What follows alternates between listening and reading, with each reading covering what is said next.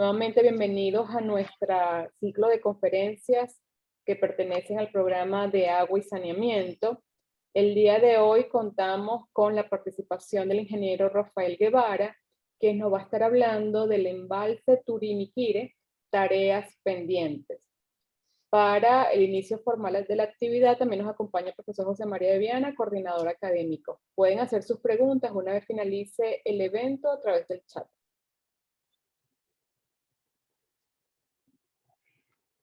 Muy bien, buenos días, bienvenidos a todos. Hoy tenemos una ocasión muy especial. Tenemos a Rafael. Rafael tiene una afección en la laringe muy grave, entonces va a tener dificultades para hablar, pero ella está haciendo un esfuerzo, salió del hospital para estar con ustedes hoy, y lo cual le agradecemos mucho. Hoy vamos a hablar del oriente de Venezuela. El oriente de Venezuela tiene un enorme tesoro, que es que tiene un embalse en la cota 300 que regula 20 metros cúbicos por segundo. En el Alto Neverí, un aprovechamiento de ese tamaño significa que regula más caudal inclusive que Camatagua, que es el embalse más grande que tenemos aquí en la zona central. Y me llama mucho la atención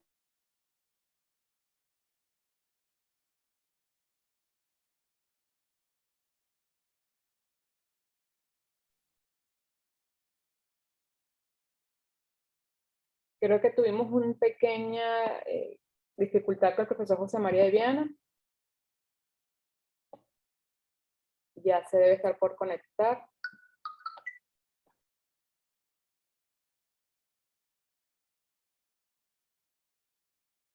fue el puente Rafael Urdaneta, que tenía un impacto extraordinario y fue fundamental para la integración de Maracaibo con el país.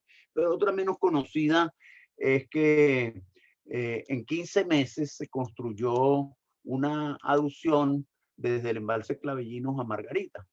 Y ese evento ha sido recogido por una crónica de Francisco Zuniaga en Pro Da Vinci, que recomiendo a todos que la revisen.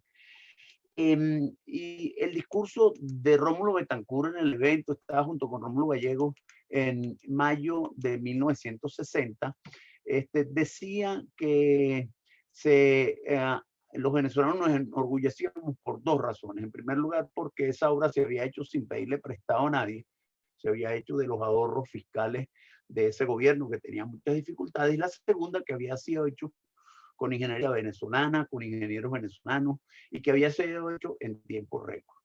Pero ese discurso dice también que la isla de Margarita cambiaba para siempre su historia, de ser una historia de un desierto a convertirse en la única isla del Caribe conectada con tierra firme a través de una aducción de agua adicional. Como va a contarnos Rafa en la presentación, posteriormente en los años 80 se construyó un enorme embalse de Turimiquire, se conectó a la isla nuevamente con dos tuberías adicionales, una en respaldo de otra. Y esa obra fundamental, no solamente para Margarita, sino también para Cumaná y la conurbación de Barcelona, Puerto La Cruz, casi desde su puesta en operación tiene una fuga muy importante.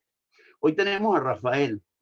Yo quiero recordar y compartir con ustedes que en el año 95 el Ministerio del Ambiente contrató a un experto mundial en presas de enrocado, el doctor Barry Coop, estuvo con nosotros, y yo fui a la reunión justamente con Rafael y con Luis Miguel Suárez, que son dos profesores de este curso. Y conversando con el doctor Coop, nos dijo: ustedes no necesitan llamarme más, porque estos dos ingenieros que están con ustedes son autoridades mundiales en el tema de enrocado. Hoy le hemos pedido a Rafael que nos cuente la historia de por qué una filtración muy importante en un embalse fundamental para el oriente del país tiene prácticamente 30 años, y a pesar de que hemos tenido varias intervenciones no lo hemos podido resolver, pero muy especialmente para que nos diga qué es lo que habría que hacer para ponerla en funcionamiento. Si les parece, entonces voy a compartir. La presentación está grabada. Rafael, ¿tú querías decir algo o arrancamos con el video? Dale, vamos a arrancar con el video. Rafael va a tratar de responder preguntas posteriormente. Esperamos que se escuche bien.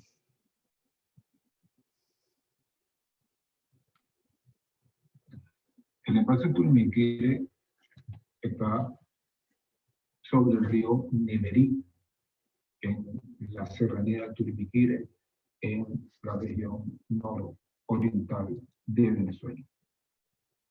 Este embalse se se puso en operación en 1988.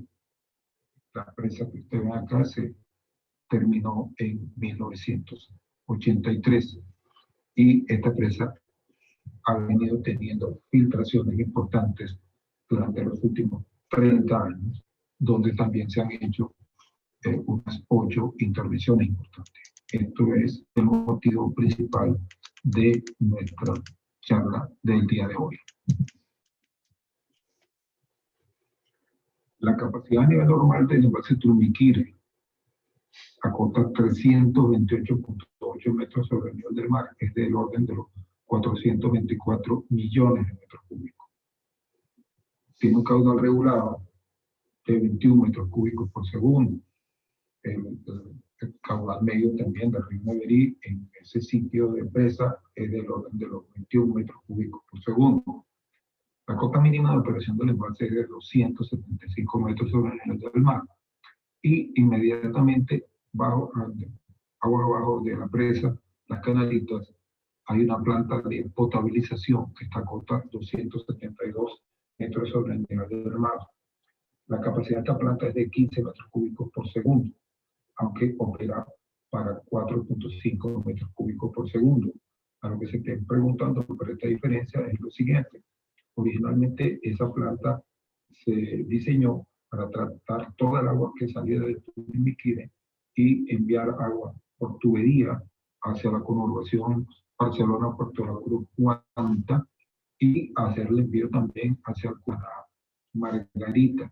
Sin embargo, posteriormente no se construyó la tubería entre Clavellinos y Barcelona, ya vamos a ver cómo se lleva el agua, y por tanto, y el agua de Turimiquire se trata en otra planta en Barcelona, y por tanto esta planta solo trabaja para 4.5 metros cúbicos por segundo. Bueno, así pues la conducción a Barcelona Puerto La Cruz se hace de la siguiente forma. Se suelta el agua al río por unos 25 kilómetros, luego hay una toma que se llama la toma de Caratal, que lleva el agua que saca del río, que viene del embalse de Turimiquire y de la misma cuenca de esa parte del río Neverí, y entra al canal de Caratal, llega a un sitio que se llama Curaguaro o el Rincón, que tiene unos 16 kilómetros de longitud de ese canal y tiene la capacidad de los 4.5 metros cúbicos por segundo. Aunque el canal ha sufrido bastante daño y requeriría una rehabilitación. Está el túnel de Huamacán, que tiene una longitud de 12.8 kilómetros, un diámetro medio de 3 metros, y que tiene una cota de salida, una taquilla de 258 metros sobre el nivel del mar. Este túnel de Huamacán va hacia el norte y es que va a conducir agua hacia Cumaná, Margarita. Hay una conducción superficial desde la salida de Huamacán hasta la costa, bueno, 2 veces a la costa, tanto la costa cerca de Cumaná como Araya, que tiene una longitud de 34 kilómetros, un diámetro de 1800 milímetros y tiene una capacidad de lona de los 3.500 litros por segundo con C90, estimado con C90. La conducción submarina Margarita tiene unos 35 kilómetros, 2 tuberías de 960 milímetros y con un estimado de una capacidad de conducción estimada de 1.750 litros por segundo. Aunque se reporta recientemente de 1.600 litros por segundo y hasta menos.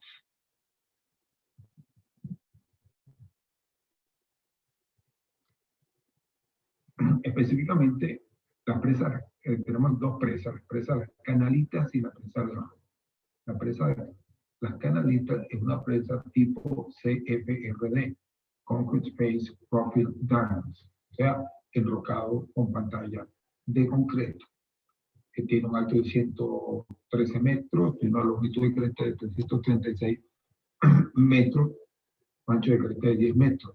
La cota de la cresta es 336 metros sobre el nivel del mar. Los taludes agua arriba es 1.41 y aguas abajo 1.5 a 1. O sea, son razonablemente conservadores para una presa de enrocado.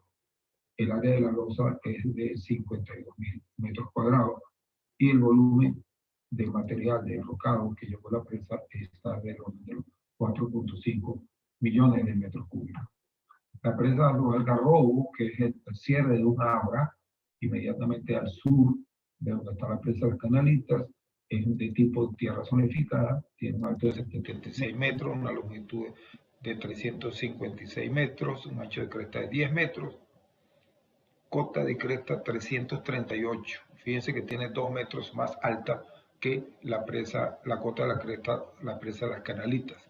Sus taludes son normales, 2.5 a 1, aguas arriba y aguas abajo.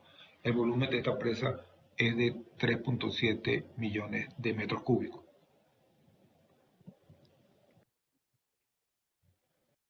Acá vemos una imagen Google del embalse. En un momento dado vemos acá la presa de las Canalitas que ya describimos, presa de enrocado con pantalla de concreto. Acá vemos el aliviadero. Aquí estaría la descarga de fondo y la descarga de toma de la presa las canas del embalse Turimiquiri. Acá está la planta de potabilización. Si vemos por este camino que está acá, por acá está la entrada del túnel de Guamacán.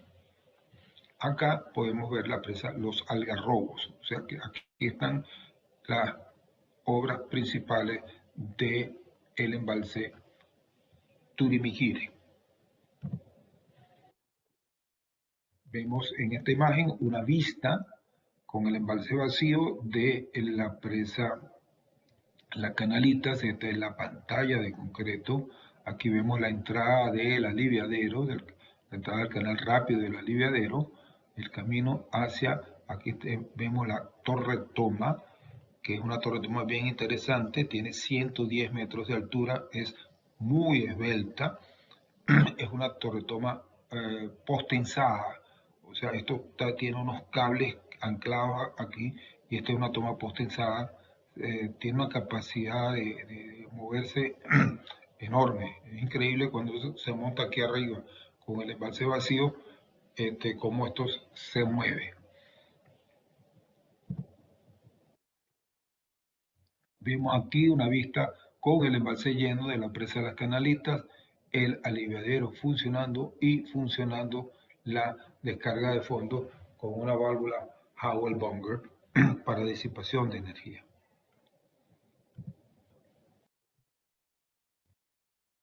Aquí una imagen un poco rupestre, si se quiere, de la sección típica de la presa de las Canalitas.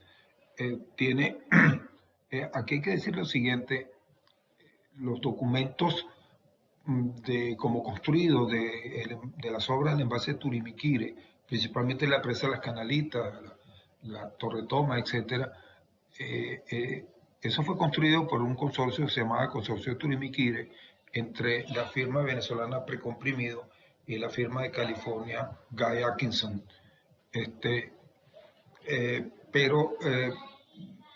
Ellos entregaron los documentos, sobre todo muy importantes, los documentos de operación de la toma de las descargas de fondo y los documentos de toda la presa, los entregaron en 1983 en el INOS, o en el INOS, sí, en el INOS, en esa época era el INOS todavía, en el INOS. Pues en la biblioteca del INOS creo que no están. Posteriormente, en el año 1994, cuando la rotura, la firma, el consorcio Precomprimido, Guy Atkinson, volvió a entregar los documentos al Ministerio del Ambiente, se lo entregaron en sus manos al Ministro del Ambiente. Bueno, lamentablemente tampoco están esos documentos hasta donde yo sé. Si alguien sabe, pues bienvenido. No están tampoco los documentos de Turmiquire en el Ministerio del Ambiente. Pero volvemos a la presa. Bueno, la presa se diseñó de una manera, pero luego el consorcio constructor, pues con la asesoría del ingeniero Barry Cook, que realmente es el padre de este tipo de presas, se decidió hacer una zona común, un enrocado común. Entendemos que el enrocado, y es verdad, es de muy buena calidad, pues la verdad que tiene 30 años ahí sufriendo filtraciones y ahí está un buen enrocado. Y aquí, como se hace en casi todas estas presas, una zona de transición, en este caso ellos llamaron zona 1. ¿Por qué? Porque para apoyar la losa de concreto no se puede apoyar directamente sobre el enrocado, porque imagínense la cantidad de concreto que eso agarraría. Entonces se hace una zona de transición de tamaño mucho más pequeño para apoyar la losa de concreto. Acuérdense que en uno de estos tipos de presas, esa losa en concreto no tiene absolutamente ninguna función estructural. Su única función es ser de elemento impermeable para que el agua simplemente no pase. Ahora bien, una cosa muy importante, en el diseño de la granulometría de esta losa, tiene que hacerse de tal manera que cumpla con los criterios de no migración de Bureau of Reclamation o de muchas otras publicaciones. Es decir, que los tamaños más pequeños de esta losa, cuando se han sometido a presión de agua, etcétera, no viajen, no migren hacia la zona más gruesa. Eso es importante y eso es parte de lo que vamos a hablar más adelante. Aquí vemos una imagen de las filtraciones. Creo que esta fue la imagen cuando las filtraciones llegaron a 9.000 litros por segundo. Fíjense la cantidad enorme de filtración que estamos hablando. 9.000 litros por segundo es más de la mitad del agua que llega hoy en día a Caracas y es lo que recibiría una ciudad de los 2 millones de habitantes. Esto es importante señalar, bueno, esta agua está saliendo acá. Esta agua acá tiene unos 30 años atravesando el enrocado de la presa y también parte de los estribos, por lo menos la unión entre los enrocados y el estribo.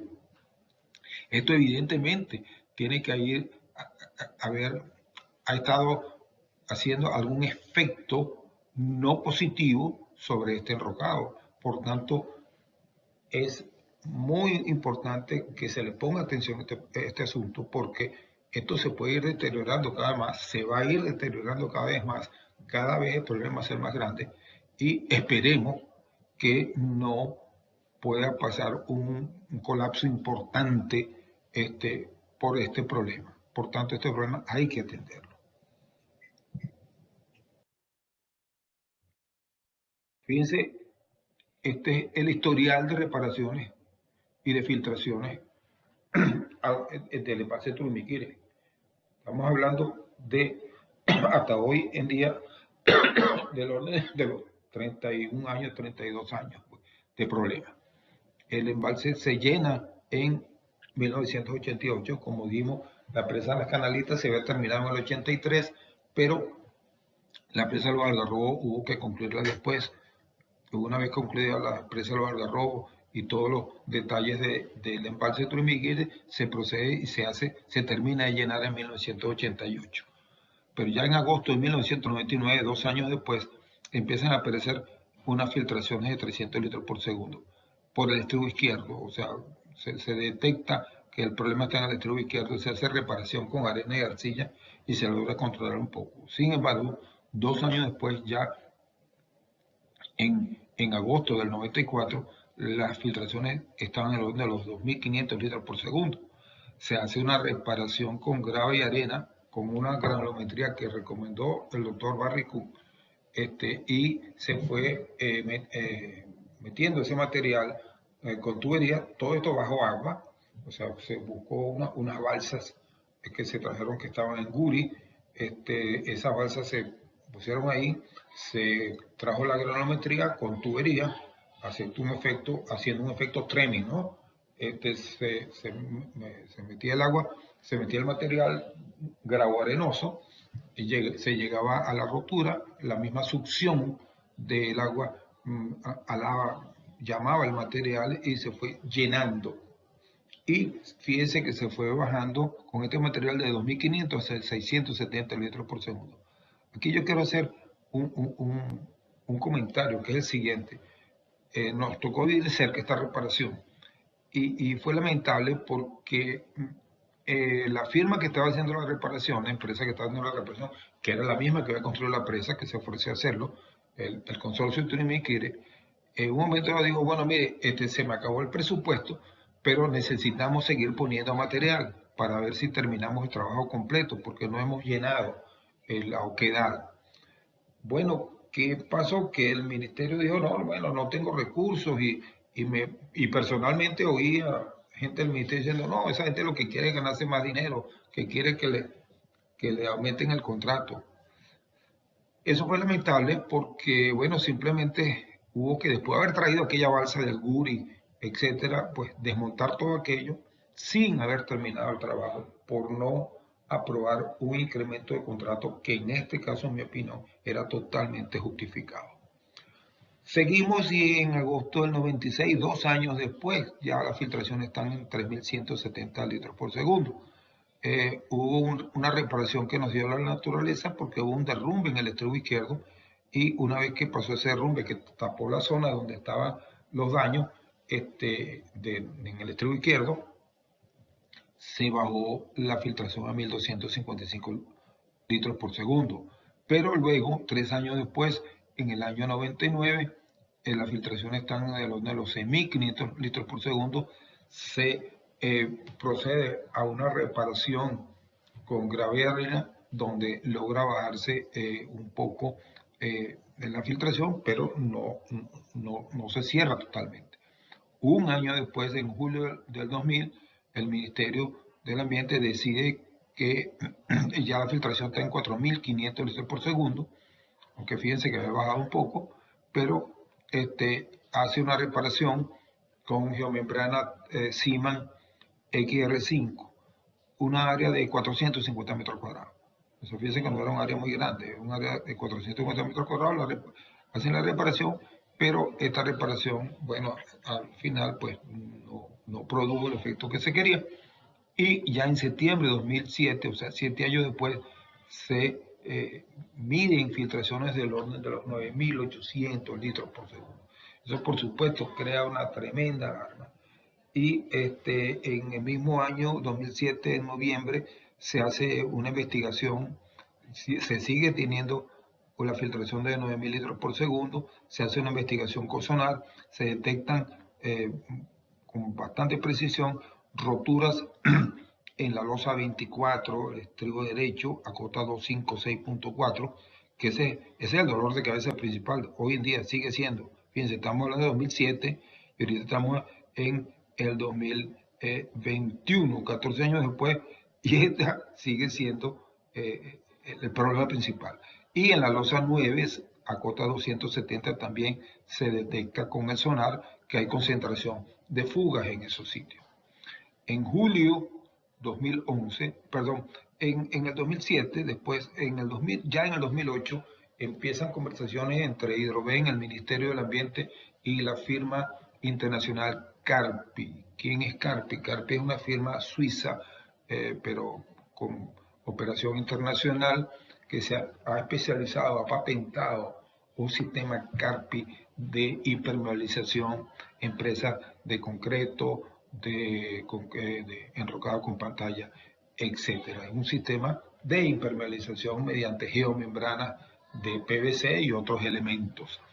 Entonces, el ministerio empieza conversaciones con Carpi y logra un contrato que creo que en el 2008. Carpi hace todos sus trabajos, su fabricación de materiales, etcétera, campamentos de vialidad, y empieza a trabajar y ya en julio del 2011 Carpi termina un contrato que se llamó la fase 1 de Carpi. Logran cubrir 10.105 metros cuadrados de losa con membrana Carpi, bajan las filtraciones a 2.217 litros por segundo y eso tiene un costo, tengo entendido, del orden de los 30 millones de dólares. Pero como siguen las filtraciones y sigue la preocupación del ministerio, con Carpi se acuerda una fase 2, logra empezar Carpi su fase 2 y en agosto del 2017, si no me equivoco, se termina esa fase 2, donde se cubrieron 2.818 metros cuadrados de losa y particularmente 93 metros cuadrados en las zonas donde tenemos el problema principal a cota del orden de 260. El costo de esa fase 2 se estima, creo yo, que está en el orden de los 7 millones de dólares. Fíjense, esto es en agosto de 2017. Bueno, pero siguieron las filtraciones. Fíjense, aquí están 6.000 litros por segundo. Ahorita vamos a explicar la razón. Acá está un plano de construcción de Carpi. Aquí en gris, lo que el trabajo que se hicieron en la fase 1, también se trabajó en esta área, que es la área en este momento que se entiende que es el mayor problema, pero aquí no se llega a colocar totalmente la membrana de Carpi, se pone geotextil, se pone la geogrilla, pero el geocompuesto no está colocado aquí, por lo menos lo que dice este plano. Y lo que está en color más o menos naranja es lo que cubrió la fase 2, esta parte, pero lo más importante, este trabajo que se hizo acá. Aquí vemos en la parte esa que se señaló ahorita, la más pequeña, donde el propio plano de Carpi habla del cráter A, cráter B y cráter C. Esto fíjense que está más o menos entre la cota 258, 92, 259, vamos a llamar que es esta cota que está aquí, y la cota 280. Aquí hay una serie de problemas detectados, hay unos trabajos que se hicieron, Carpi logró frenar las filtraciones, importante, haciendo esta parte del trabajo, pero vamos a ver inmediatamente qué ha pasado. Importante decir, bien importante, todos estos trabajos que se han señalado de reparación de fugas, todos se han hecho bajo agua, ¿ok? Con los niveles de embalse a cota 328 aquí, que es a nivel medio. Aquí tenemos cómo se va moviendo el nivel de embalse. Fíjense, aquí está 300, la cota 290, pero vamos a hablar de siempre por encima de 310, cuando parte de las oquedades están en cota 260. O sea que fíjense que estamos hablando de 50 metros por debajo del agua, y si el embalse está a cota 328 ni se diga, pues, o sea, la carga de agua es importantísima para trabajar bajo agua, muy, muy complicado. Aquí, entonces, todos esos trabajos se han hecho bajo agua. En este caso, el trabajo entre 2010 y 2011, fíjense, aquí venían las filtraciones, aquí sí, y se hizo un trabajo en el área 1 y lograron bajar las filtraciones. Luego ven aquí es cuando se hace el tratamiento de la zona 263, de los cráteres que están en la zona 263. Fíjense qué importante cómo en ese sitio en particular se hizo el trabajo y se logró bajar la filtración. Que bueno, luego fue recuperándose de la filtración, y aquí se termina la geomembrana en el área 5, ¿okay? Y aquí van las filtraciones. Ahora vamos a ver al 2018. Fíjense, esto es interesante. Aquí en azul es el nivel del embalse. El nivel del embalse lo fueron bajando, pero aquí está, mira, aquí está cota 300. Aquí llegamos a cota 300, ¿qué? 301, por lo que sea, pues. Y aquí después se volvió a subir a cota 305. Repetimos, este es el nivel del embalse, pero el nivel del problema está a cota 260, por hablar números redondos. O sea que estamos hablando de más de 40 metros de profundidad de carga de agua. La carga de agua tiene dos problemas, además de la carga de agua, de la presión, es la iluminación. O sea, es oscuro, es bastante oscuro. No se ve, es difícil, muy difícil trabajar. Pero fíjense aquí, entonces, viene bajando el embalse, sin embargo, mira, el embalse bajando y las filtraciones subiendo, se arrancan los trabajos, aquí estamos en junio en junio del 2018, bueno, aquí se van estabilizando, se logra bajar y viene aquí, oye, qué bueno, pero de repente se vuelven a subir las filtraciones y fíjense acá, que inclusive el embalse bajando, ¿verdad? Y las filtraciones mantenidas, y aquí claro, el embalse subió un poquito, pero subieron mucho las filtraciones. Se cree que pasó o parte de la explicación de lo que pasó. Fíjense, primero, bueno, para los que no son muy conocedores de esto, acuerden, volvemos a lo mismo. Aquí está el enrocado principal de la presa, que es un enrocado de tamaños grandes, pues, y que se pone en capas de 1 metro, de 1 metro de 90 centímetros, de 1 metro de espesor, o 1,40 m inclusive.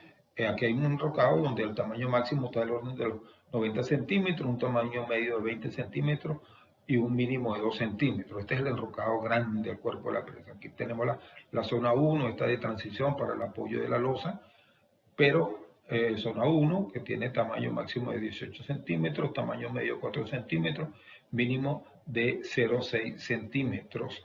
Esta zona aquí originalmente tenía 5 metros en este sentido, unos 9 o 10 metros en este sentido. Repetimos, esto es para el apoyo de la losa, pero que tiene que ser diseñada de tal manera que los tamaños el material cuando es sometido a presión de agua, no migre entre los vacíos de esto y se creen oquedades. Bueno, se cree pues, que ha pasado que sí, que durante todo este proceso de roturas, filtraciones, ha habido migración y hay oquedades bajo la losa. ¿Cuántas oquedades? No se sabe todavía. Eso es parte de lo que se quiere hacer, pero revisarlo muy bien en seco. Pero, ¿qué pasó con la última reparación de Carpi? Bueno, fíjense, imagínense que aquí tenemos una parte de oquedades, pues no necesariamente así. Y aquí está una parte de la losa rota. Se pone la membrana Carpi. Al poner la membrana Carpi que impermeabiliza, que no deja que esta agua siga pasando, por lo menos la misma rata por aquí, y esta agua se sigue drenando hacia abajo, se crea un diferencial de presión entre la carga del embalse y esta presión de acá. Entonces eso presionó más la losa, que no está hecha para soportar estas cargas, y se rompe más la losa. Se rompió también la membrana Carpi, se rompió parte de la junta del plinto, por las mismas investigaciones que hizo Carpi, y bueno, ese es el problema que todavía se tiene hoy día. Entonces, ¿dónde está? Bueno, 31 años, 7 reparaciones u 8 reparaciones, como se quieran ver. El costo de reparaciones debe estar del orden de los 50 millones de dólares. Es importante indicar que el costo de la presa fue del orden de los 100 millones de dólares. O sea que hemos gastado la mitad de lo que costó la presa haciendo reparaciones, pero no hemos logrado realmente terminar con las filtraciones. Entonces, hay un consenso general, tanto de los operadores del embalse como en general de los ingenieros, que necesariamente si se quiere terminar este problema, hay que trabajar en seco. Hay que organizarse para bajar el embalse, bajar el nivel del embalse y trabajar en seco. Entonces habría que bajar el nivel del embalse a costa 250, 255, por ahí. Claro, eso es fácil decirlo, es muy difícil hacerlo porque hay que hacer una cantidad enorme de trabajo para poder bajar el embalse y trabajar en seco, pero hay que prepararse muy bien. Para recordar, el nivel normal del embalse es 328.4, el nivel mínimo 275, la planta de potabilización está 272, las roturas están entre 256 y 270, esas roturas importantes que se ven ahí en los cráteres A, B y C. Y el fondo del río está a 215. Entonces, vamos a ver un poco qué creemos que habría que hacer. Vamos a empezar por acá. Aquí está el embalse de Turimiquiri. Vamos a ver la cosa desde el punto de vista regional, para ver si podemos vaciar el embalse Turimiquiri. Este es el sistema Turimiquiri, que dijimos primero da agua a Barcelona, Puerto La Cruz, pero ya dijimos que el agua se suelta al río y por el canal de Caratal llega allá. O sea, que las filtraciones que van saliendo llegan al río Neverí y parte de ellas se agarran al canal de Caratal. Entonces, por ahí tendríamos, no tenemos problemas con Barcelona, Puerto La Cruz, por lo menos no grandes problemas, porque podemos, el Q medio del río Neverí está al orden de los 21 metros cúbicos por segundo. Claro, hay los cubos de verano, pero también hay la cuenca que está aquí aguas abajo, y la demanda de Barcelona, Puerto La Cruz está al orden de los 5.000 litros por segundo. Luego, lo que es importante es que esta agua que está acá en Neverí pasa por el túnel de Guamacán, viene por esta tubería que ya describimos, aquí se bifurca en dos, pasa a la península de Araya y llega acá. Este es el sistema Turimiquiri. Si trancamos el agua acá, si no tenemos agua acá, entonces tenemos problemas con Cumaná y alrededores, con este pedacito de Araya y principalmente con la isla de Margarita. Pero, como conocemos, pues tenemos una cosa que no está todo mal, que aquí está el embalse Clavillino. El embalse Clavillino inclusive se hizo antes que el embalse Turimiquiri. El Turimiquiri se puso en funcionamiento en 1988 y Clavillino es 20 años antes, en 1968 se pone Clavillino en funcionamiento. Entonces, este es un embalse, ya vamos a ver sus características, pero que tiene, originalmente vendía con esta tubería, de una tubería directo para coche, y la otra que iba acá hacia por la Margarita. Adicionalmente, hay que decir que recientemente, hace pocos años, se hizo una tubería adicional, paralela, que se llama la tubería Luisa Cáceres de Arismendi, que es una tubería muy nueva, que también dedicada, entonces se va a dedicar a llevar el agua Margarita y dejar la tubería vieja para otros usos que se habían creado en el camino. Adicionalmente, de acá de Clavillino sale una tubería que se llama el Carupanero, que lleva agua para Carúpano, pero también hay que reconocer que al sur de Carúpano hay dos embalses que tienen agua y están en operación. Pero es importante entonces que tenemos alternativas, pareciera alternativas de que si trancamos Turimiquiri podemos, mientras se hacen los trabajos a título contingente, llevar agua a Margarita. Vamos a verlo aquí de una manera rápida. La demanda contingente, o sea, contingente para una demanda para 6 meses, 7 meses, 8 meses, controlada, pues. Que lo que sería lo que suministra los sistemas Turimiquiri y Clavillino. Vamos a concentrarnos en Nueva Esparta. En Nueva Esparta estaríamos hablando del orden de los 950 litros por segundo de contingencia. Fíjense, si usamos una dotación de 250 litros persona a día, pues la demanda es mayor, pues estaremos hablando de los 1.600 litros por segundo para coche Margarita. Pero si usamos 150 litros persona a día como demanda contingente, que por cierto, hay muchos países hoy en día que trabajan con este valor de dotación, ¿ok? Bueno, estaremos hablando de 960 litros por segundo. Por supuesto, para esos periodos habría que hacer las campañas correspondientes en las poblaciones para decir, bueno, mire señores, hay que reparar Turimiquiri, porque eso es como el que le toque una operación. Bueno, señor, o usted se opera y tiene que operarse, hacer su tratamiento y guardar reposo, y hace una cosa programada, o esperamos, no sé, que le dé un infarto o una peritonitis para operarlo de emergencia y el asunto es peor. Si Turimiquiri tiene un problema mucho más grave y hay que hacer la reparación de emergencia, sería mucho peor. Entonces hay que hacerlo programado. Aquí tenemos las demandas de Sucre, que son importantes. Aparte alrededor de Cumanacoa, que estaríamos hablando de casi 800 litros por segundo, que hay que ver cómo lo vamos a solucionar. La parte de Anzoátegui no hay problema porque ya dijimos que el agua se va a soltar al río Neverí, tal como se hace actualmente. Entonces, Clavellinos es bien importante. En Clavellinos hoy en día es un misterio, o sea, uno trata de averiguar un poco más sobre Clavellinos y no hay forma de conseguir información, pero habrá que conseguirla. Pero vamos a ver por los datos de diseño de Clavellinos que aparecen en la revista del Ministerio de Obras Públicas. A nivel normal, cota 296, Clavellinos tiene una capacidad de 131 hectómetros cúbicos y tiene un caudal regulado de 14 metros cúbicos por segundo, o sea que Clavellinos da bastante agua, o sea, sobrada agua para el problema que tenemos.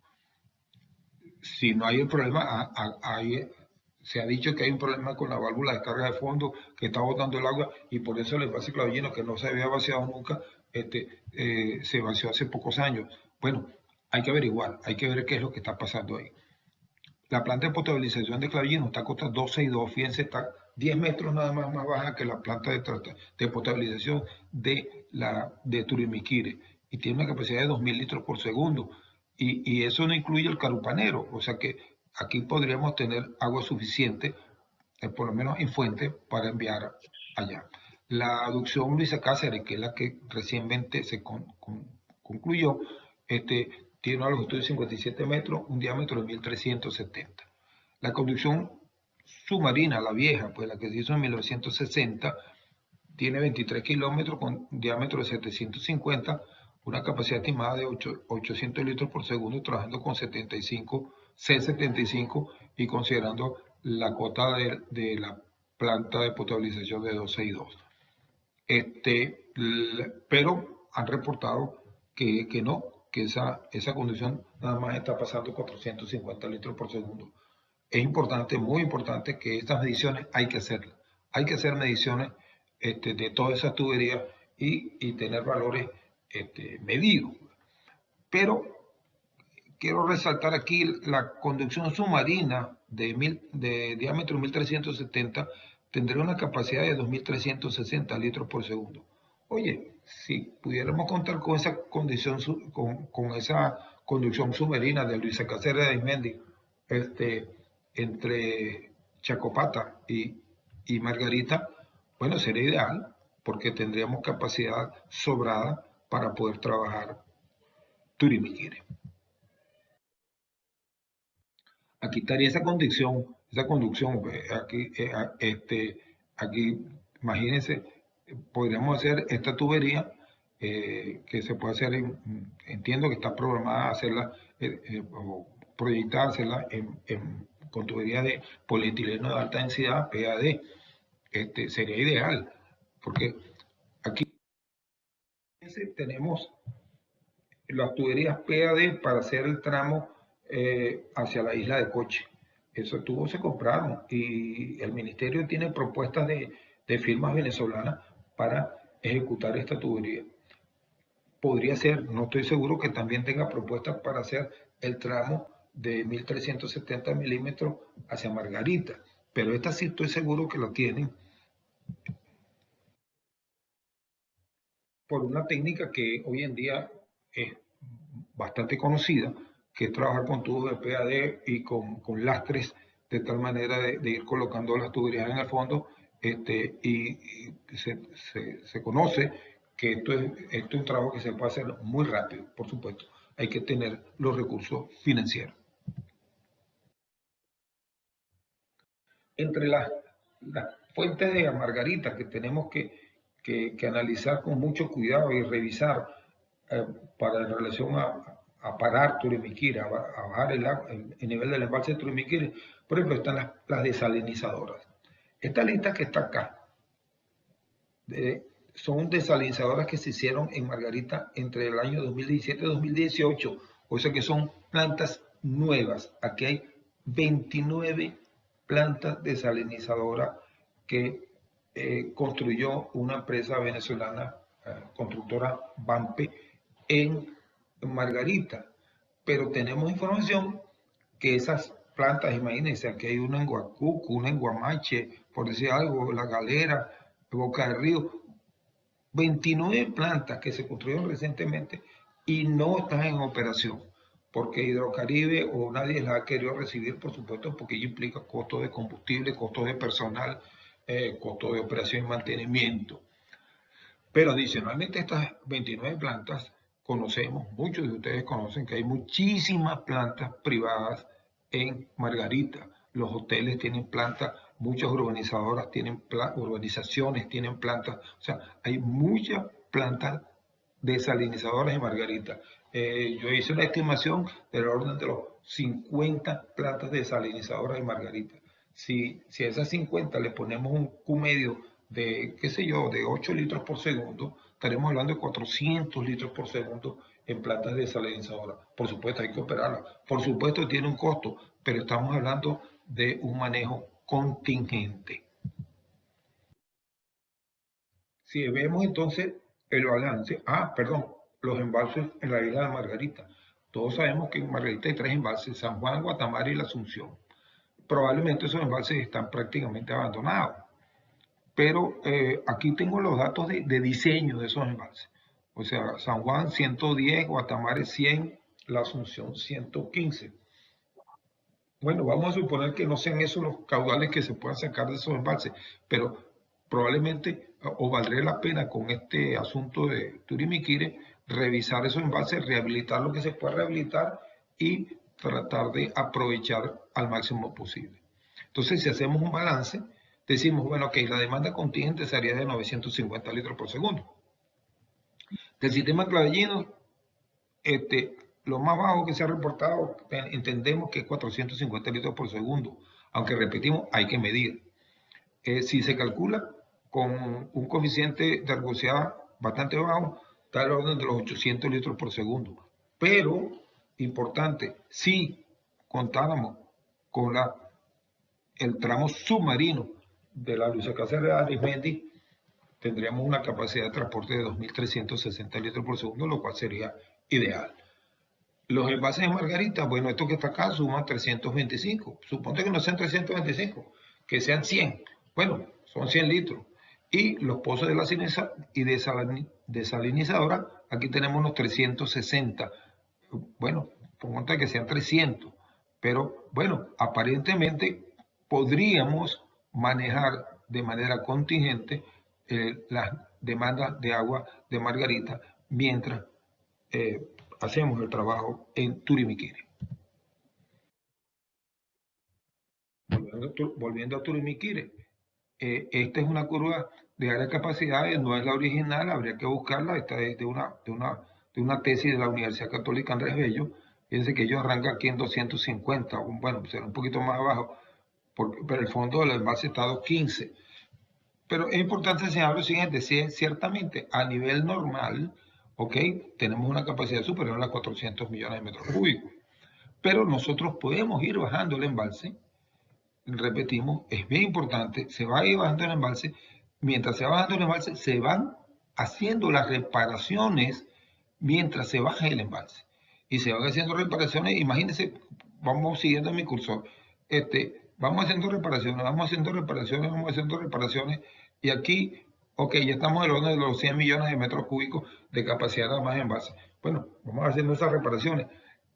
Como las reparaciones importantes se entiende que están entre la cota 260 y 280, bueno, se va haciendo todo hasta que se haya que bajar el embalse, esta parte del embalse, estos 20 metros últimos, estos 20 metros del embalse para hacer las reparaciones, pero si ya todo esto está hecho, este periodo de bajar el embalse, por ejemplo, de 280 a 260, pues será mucho más corto. Será mucho más corto, hay que hacer una programación muy detallada, muy exhaustiva, para que esos trabajos se puedan hacer en tiempo corto. Pero, repetimos, no será fácil, no es un trabajo fácil, pero es un trabajo que se puede estudiar, se puede analizar y se puede hacer para poder hacer las reparaciones en seco. Ok, bajamos el embalse. ¿Qué hacemos? Bueno, aquí hay una imagen de otra presa en otra parte del mundo que tuvo esa cantidad enorme de daño. Pues se bajó el embalse, se reparó la presa, se reparó todo y se volvió a subir el embalse. Y bueno, se solucionó el problema. Aquí hay Esta es una rotura muy importante, aunque esta gorrita que está aquí es venezolana porque es mi gorrita. Esto es en otro país de Sudamérica donde se rompió esta losa en un embalse también, en una presa de enrocado con pantalla. Esto es una parte de la rotura, hubo mucho más rotura. Bueno, esto obviamente se bajó el embalse, se hicieron las reparaciones al concreto, luego se cubrió todo con una membrana Carpi y bueno, ahí está operando el asunto. Y se logró solucionar. O sea que sí se ha hecho trabajos similares en muchas partes del mundo, pero en seco. Y se ha logrado bastante éxito.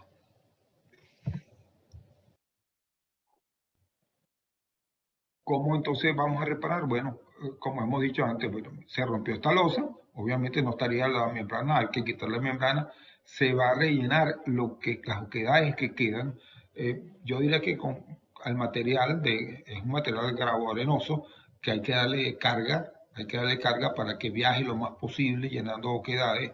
Previamente habrá que meter algún equipo para que nos ayude a ubicar las distintas oquedades que haya. Habrá que romper parte de la losa, meter material y claro, como el material no va a rellenar todo, bueno, habrá que meter alguna mezcla de concreto bien diseñada de tal manera que no viaje y no emigre para rellenar los últimos vacíos entre la zona 1 y la losa. Por supuesto, dándole una carga, que se le puede dar una carga enorme, una carga hidráulica, para que estas mezclas viajen. Una vez que esto se rellene, habrá que, bueno, hacer las reparaciones de losas de concreto o del plinto, que es muy importante, el plinto, y luego habrá que cubrir con una geomembrana, sea Carpi o la que sea, habrá que cubrir con geomembrana, porque sobre todo en la junta de unión plinto-losa, donde probablemente se han perdido las juntas internas, las juntas impermeables, los water stop internos que se han dañado, pues miren, habrá que hacer una reparación bien, dejarla, por supuesto que la junta se tiene que mover y colocar sobre ella alguna geomembrana impermeable que garantice que esas juntas perimetrales, que son el talón de Aquiles de estas presas, no se dañen. Pero sí se puede hacer el trabajo. Aquí mostramos una curva granulométrica del material que habría que colocar para el relleno de las oquedades que estén en la zona 1. Esta granulometría, por cierto, no fue hecha conjuntamente, esta fue recomendada por el doctor Barry Cook cuando hubo los daños, se trabajó en los daños del año 94 que comentamos anteriormente. Entonces, así como para concluir, ¿cuál sería el programa general de trabajo que hay que hacer para tratar de solucionar Turimiquiri, como lo vemos nosotros? Bueno, ok, hay que de todas maneras estudiar con mucho cuidado las demandas contingentes de Barcelona, Puerto La Cruz, Cumaná, Margarita. Hay que hacer un plan para informar a la población de lo que se quiere hacer y por qué vamos a tener este periodo de control del suministro de agua. Hay que hacerlo con mucho cuidado. Vamos a estudiar las fuentes alternativas para Margarita, Clavellino, lo que pueda dar Clavellino, hacer las mediciones correspondientes y si se puede hacer gestiones para que se haga la tubería submarina de Luis San Cáceres, pues también sería ideal. Si se hace antes sería, oye, una solución muy buena. Pero hay que estudiar los embalses de Margarita y alrededor de Cumaná también, perdón que no lo mencioné antes, porque hay tomas anteriores, hay tomas más antiguas en Cumaná, para ver cómo se rehabilitan. Y hay que ver el tema de desalinizadoras en Margarita, que sabemos que hay muchas y que debemos ponerlas en operación por lo menos para el periodo contingente. Ideal sería que siempre tuvieran una operación para cualquier necesidad puntual que haya. Habría que tener las desalinizadoras a punto. Claro, eso implica vigilancia, eso implica un cierto mantenimiento, pero eso hay que hacerlo. Luego, el estudio del vaciado del embalse. Hay que estudiarlo con mucho cuidado, por supuesto, hay que revisar la hidrología, que lamentablemente no hay mucha información, pero pues, se puede hacer unos análisis de hidrología, de cómo se movería o cómo estimamos se movería el embalse durante un año, año y pico que duren todos estos trabajos. Hay que estudiar lo de la rata de vaciado, cómo vaciarlo, tanto por los trabajos como por el asunto de vibración de la obra de toma, que ese es un tema que muchos conocemos, pero hay que tomarlo en cuenta y que está indicado. Hay que hacer los análisis de ejercidas durante, así como se hace cualquier desvío de un río de obra hidráulica, hay que hacer los análisis de ejercidas para periodos de retorno, qué sé yo, 20, 50 años, y estudiar también el manejo de las descargas. Luego, una vez que tengamos esto y que podamos saber cómo vaciar el embalse y que vaciamos el embalse, habría que empezar a hacer los trabajos de reparación en las canalitas. De la losa de las canalitas, hacer todos los trabajos de reparación, pero aprovechar que estamos bajando el embalse y revisar la torre toma, hacer las reparaciones que haya lugar. Sabemos que hay daños en algunas de las compuertas de las válvulas mariposas que tiene la toma. Habría que aprovechar ese periodo para hacer esa reparación y prepararse bien. Y también hay que hacer una revisión del túnel de Guamacán y aprovechar y hacer las reparaciones que haya que hacer en el túnel de Guamacán. Por eso yo insisto que no se trata nada más de las canalitas, sino del embalse Turimbiquire. Entonces, una vez adelantado esto, pues seguimos con una planificación exhaustiva de los trabajos que se van a hacer previo a empezar a bajar el embalse. Tenemos que trabajar en la vialidad, en los equipos que hay que tener en sitio para hacer los trabajos, en tener un campamento apropiado, tener el recopilado del material que vamos a poner en la zona 1, tener los concretos normales y los concretos especiales que hay que poner, hacer los refuerzos que se puedan necesitar, las juntas que haya que reparar, etcétera, y por supuesto la geomembrana tipo Carpi, tipo otra que sea, pero necesariamente hay que saber que hay que poner geomembrana una vez que se hagan las reparaciones de la losa de concreto. Y siempre tener en cuenta que las reparaciones tenemos que hacerlas mientras vamos vaciando el embalse, o sea, no vamos a esperar a vaciar el embalse para iniciar las reparaciones, sino que se van haciendo las reparaciones de las cotas más altas a las cotas más bajas. Así pues, esta es una visión muy rápida y general de lo que creemos que hay que hacer en el embalse de Turimbiquire. Muchas gracias por su atención y quedamos para sus preguntas.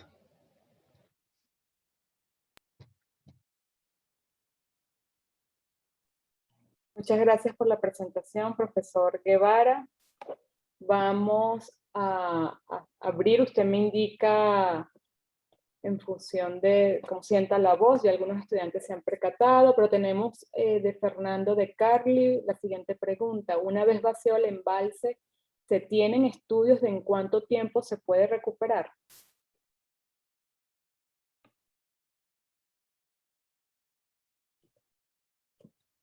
Un segundo, profesor, le vamos a activar el audio ya.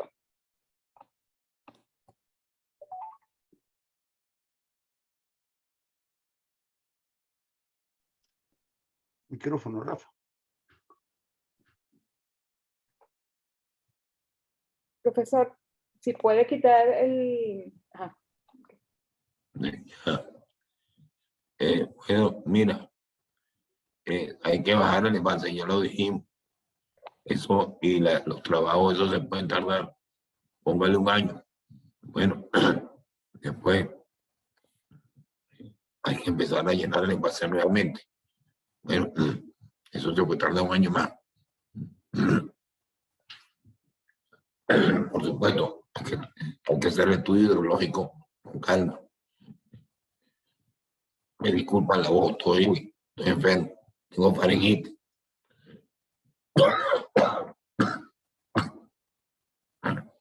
No hay problema, profesor. De verdad, sabemos que está haciendo un esfuerzo importante para estar acá en la conferencia. No sé si hay otra pregunta, porque por el chat no hay más. Bueno, están colocando más bien, son comentarios de muy buena exposición, que se mejore pronto, saludos, que lo hace Celina Matos. Igual, Arturo Marcano, saludos, Rafael, muy buena exposición.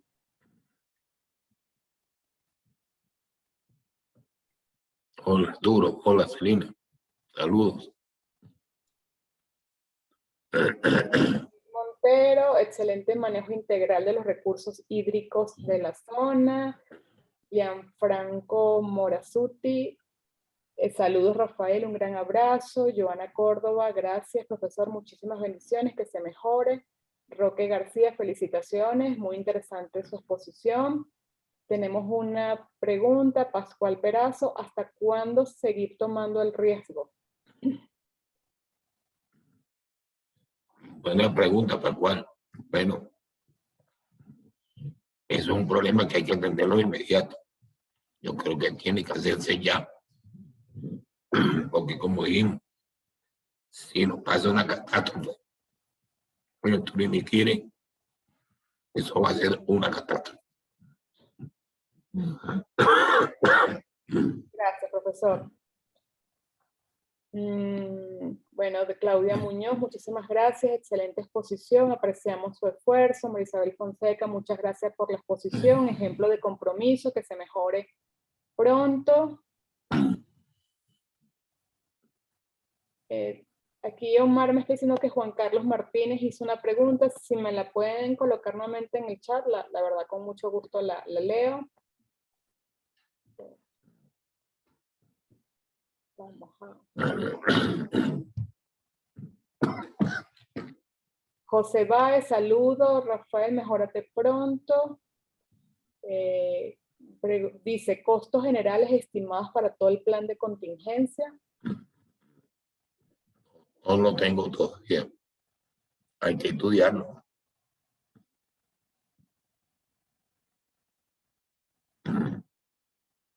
Okay.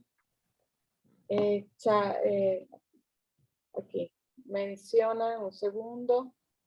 Chalo Veloz, estimado Rafael, pronta recuperación, excelente el plan de acción. Le falta el análisis de riesgo-costos para el alcance de la conferencia, está muy bien.